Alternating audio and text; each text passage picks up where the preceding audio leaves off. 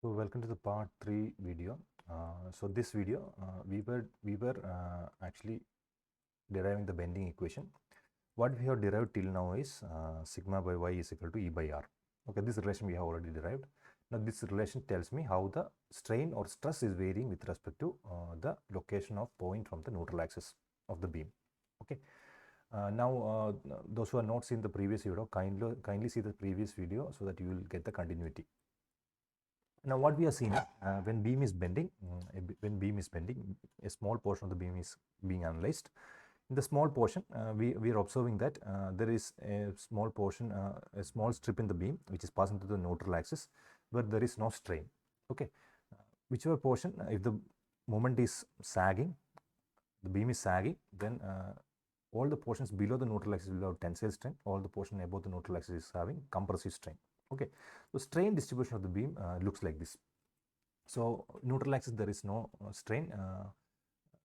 Top of the neutral axis and bottom of the neutral axis we have different strains. Okay, so this I will clearly draw further. Now once you get strain, this is strain distribution.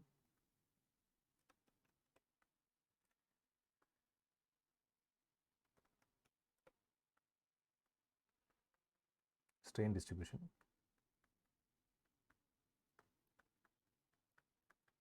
Okay, so if you multiply the strain value with stress E, you will get the stress distribution. The stress distribution also will look like this, similar to this.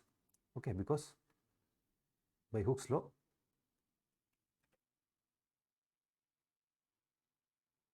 so bottom we have positive stress, that means we have positive positive strain, so that means we have positive stress.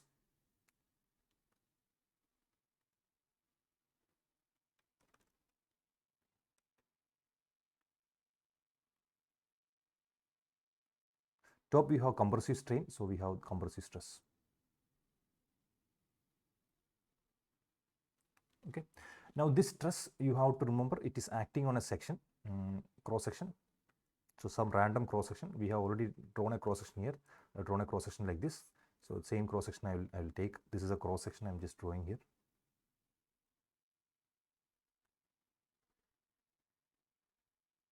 Okay, so this is the centroid of the beam. Let's say this is the centroid of the beam. So there is no stress here. At this point, all points will have stress equal to this value. That is whatever stress we have, strain into stress will E will give you stress here. So this that was well drawn right here. This is stress distribution.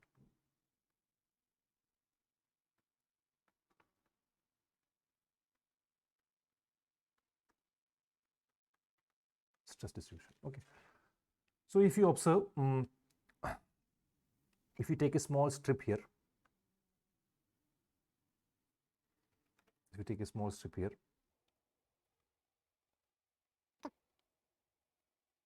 having area dA at a distance y. Okay, so force, so that this will have a stress like this. This area will have a stress similar to this. There will be stress of this magnitude. Okay, so the force because because of the stress, we can write that equation. So we know that if dF is the force, it will be equal to area into stress. So whatever stress at this y location is there into dA. Okay, now if I find moment of this force, so there is a force which the force will be acting like this dF. So about the centroid, if I find the moment, okay, so this moment of the force about the centroid will be sigma at y, stress at y into dA. This is the force into distance, that is y. Okay, now sigma at y is given by this relation. Which relation? The relation which you have just found. Sigma at y is nothing but E by R into y. So this gives me E by R into y into dA into y. So this is nothing but E by R into y square dA. This is nothing but dA. Now if I integrate this from the entire distance, so what I will get if I integrate this, if I just integrate this, so integration means you get taking different strips. different strips. So if you do that, you will get, what you get is the net moment at this section. Okay, so that I'll call as M will be equal to E by R is a constant, integral of y square dA. Now integral of y square dA is what is known as moment of inertia. So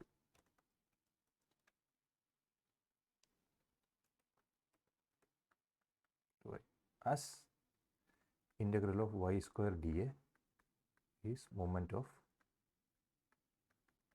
inertia. Moment of inertia is defined like that. Okay, so this gives me M by I equal to E by R. Okay, so basically the moment or the moment which is due to the stresses.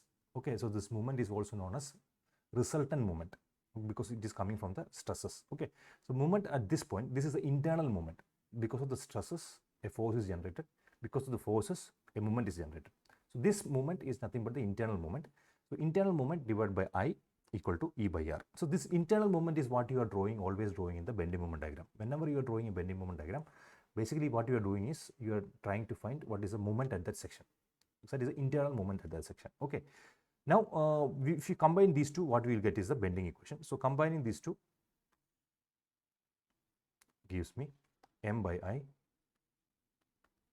equal to sigma by y equal to E by R. This is what is known as the bending equation.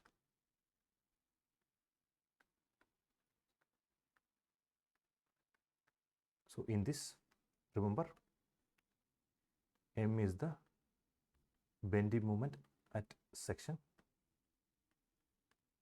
I is the moment of inertia of the section about centroid,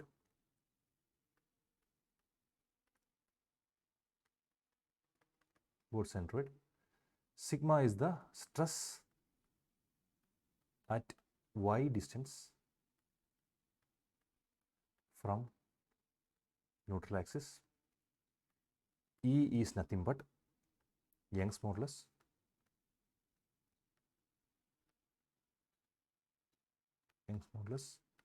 and R is nothing but radius of curvature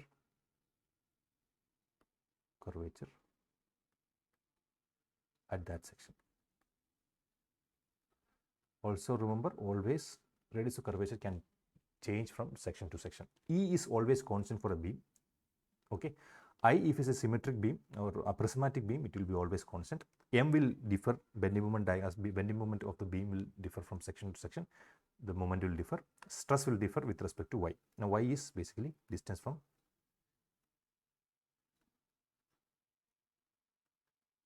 neutral axis.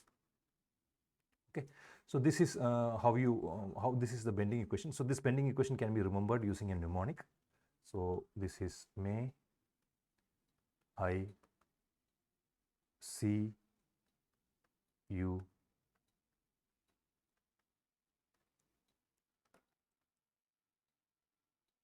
Elizabeth Rani.